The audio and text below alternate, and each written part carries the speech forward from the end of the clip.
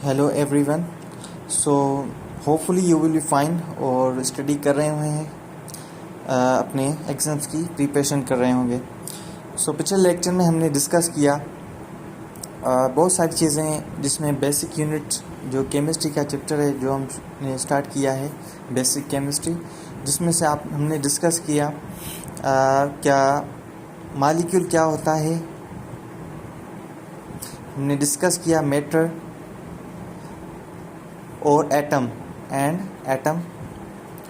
और उनसे रिलेटेड जो भी थ्योरीज थी वो हमने डिस्कस की।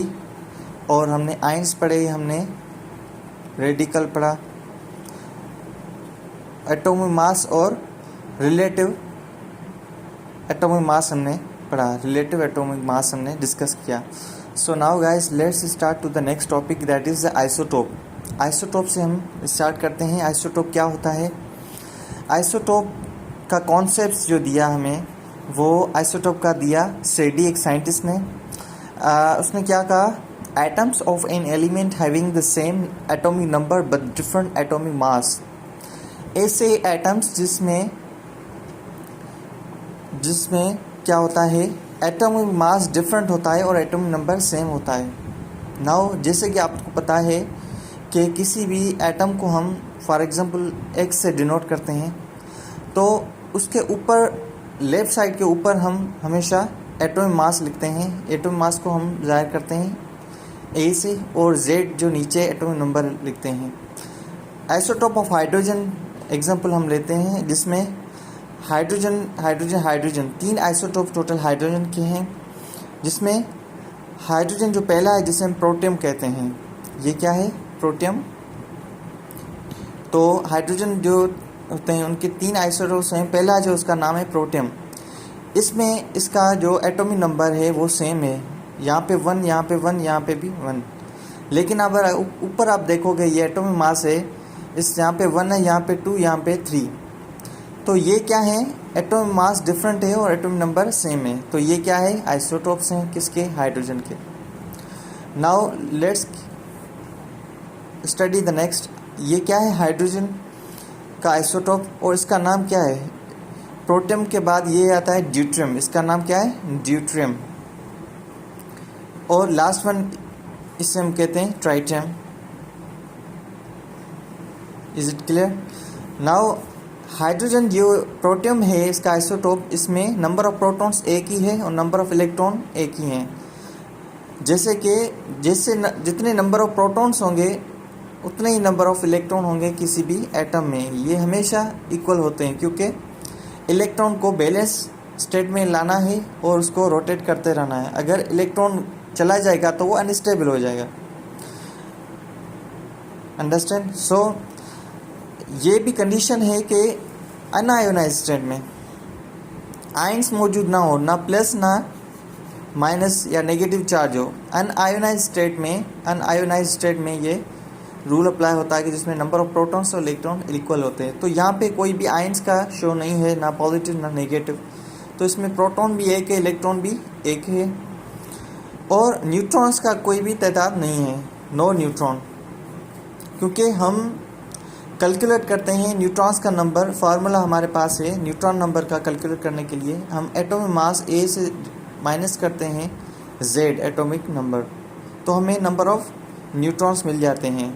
तो यहाँ पे हम कैलकुलेट करते हैं नंबर ऑफ न्यूट्रॉन्स। एक एटॉमिक मास प्रोटियम का कितना है? 1 ऊपर, और इसका एटॉमिक नंबर भी 1 है। तो माइनस करेंगे तो नंबर ऑफ न्यूट्रॉन्स हमें 0 मिला है। तो इसमें नंबर ऑफ न्यूट्रॉन्स कितने हैं? 0। Is it clear? Now deuterium में एटॉमिक मास कैलकुलेट करते हैं, न्यूट्रॉन्स नंबर कैलकुलेट करते हैं, जिसमें इसका एटॉमिक मास से हम माइनस करेंगे Z, will you get the number of neutron.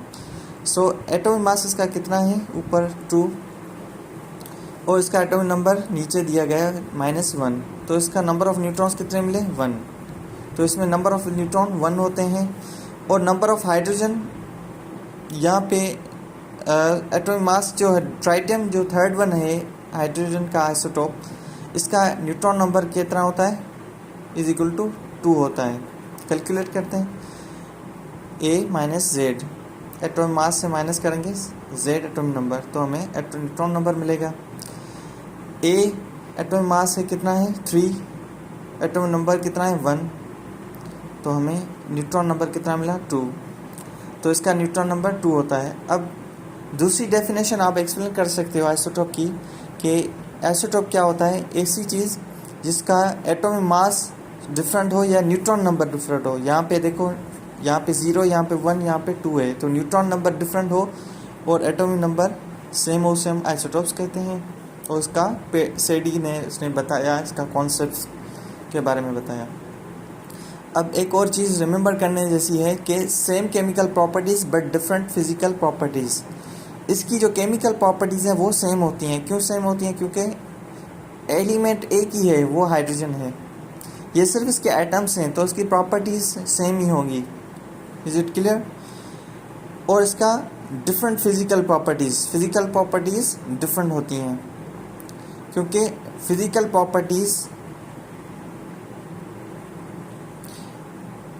Properties जो हैं वो डायरेक्टली प्रोपोर्शनल है किसके? एटॉमिक मास के, एम एटॉमिक मास के। एटॉमिक मास डिफरेंट होगा तो फिजिकल प्रॉपर्टी भी डिफरेंट होगी। तो एटॉमिक मास यहाँ पे डिफरेंट है तो फिजिकल प्रॉपर्टीज भी डिफरेंट है। Now isotopes are chemical similar and, यहाँ पे क्वेश्चन है आइसोटोप्स क्या होते हैं? केमिकल सिमिलर होते हैं, फिजिकल सिमिलर होते हैं, केमिकल डिसिमिलर होते हैं, या बोथ BRC। तो यहाँ पे इसका आंसर क्या होगा? तो आपको ये सोल्व करना है, क्योंकि ये हमने डिस्कस किया है, इसके हिसाब से आप इसको सोल्व कर सकते हैं। नेक्स्ट है सिमिलरिटी और डिसिमिलरिटीज। सिमिलरिटीज़ और डिसिमिलरिटी इसमें कौन कौन सी हो सकती हैं? नाउ एटॉमिक नंबर इसमें क्या होता है? वो सेम होता है, ये सिमिलरिटीज़ हैं। नंबर ऑफ इलेक्ट्रॉन्स वो भी सेम होता है, नंबर ऑफ प्रोटॉन्स भी सेम होता है। इलेक्ट्रॉन कॉन्फ़िगरेशन भी इसमें सेम होती है, क्योंकि इलेक्ट्रॉन्स का जो नंबर है वो डिफरेंट नहीं है, वो एक ही जैसा है, तो उसकी कॉन्फ़िगरेशन भी सेम होगी। पोजीशन इन पीरियोडिक टेबल, इसकी पोजीशन खास रखी हुई है ऑफिशियली इनकी पीरियोडिक टेबल में। केमिकल प्रॉपर्टीज़ जो हैं वो इसकी सेम होती हैं, क्योंकि सेम एलिमेंट है। इसका मास नंबर क्या है? अब डिसिमिलरिटीज़ जो उसकी प्रॉपर्टीज एक जैसी नहीं है, तो मास नंबर इसका डिफरेंट है, नंबर ऑफ न्यूट्रॉन्स डिफरेंट है, फिजिकल प्रॉपर्टीज़ डिफरेंट है, क्योंकि फिजिकल प्रॉपर्टी डायरेक्ट प्रोपोर्शन रखती हैं एटॉमिक मास पे। एटॉमिक मास डिफरेंट है तो उसकी फिजिकल प्रॉपर्टीज़ भी डिफरेंट होगी, क्योंकि डायरेक्ट प्रोपोर्शन रखती है एटॉमिक मास AM से। इसकी हाफ लाइफ भी डिफरेंट होती है। हाफ लाइफ क्या होती है? अब एक एटम होता है, वो कुछ टाइम के बाद क्या करता है? ये एटम है, ये क्या करता है? ये पहला शेल के ये इलेक्ट्रॉन्स अपने आप को अपने जो है वो खारिज करता है या एक्साइट कर देता है ऊपर की तरफ, और वो अनस्टेबल हो जाता है और कन्वर्ट हो जाता है किसी और एटम्स में। तो उसमें जो टाइम पीरियड लगता है इसे हम कहते हैं half life. Rate of reactions का डिफरेंट होता है, क्योंकि एटॉमिक मास पे रेट ऑफ रिएक्शन डिपेंड करता है। सो ये था एटॉमिक, हमने आइसोटोप्स के बारे में पढ़ा। सो नेक्स्ट लेक्चर में हम दूसरे टॉपिक्स डिस्कस करेंगे।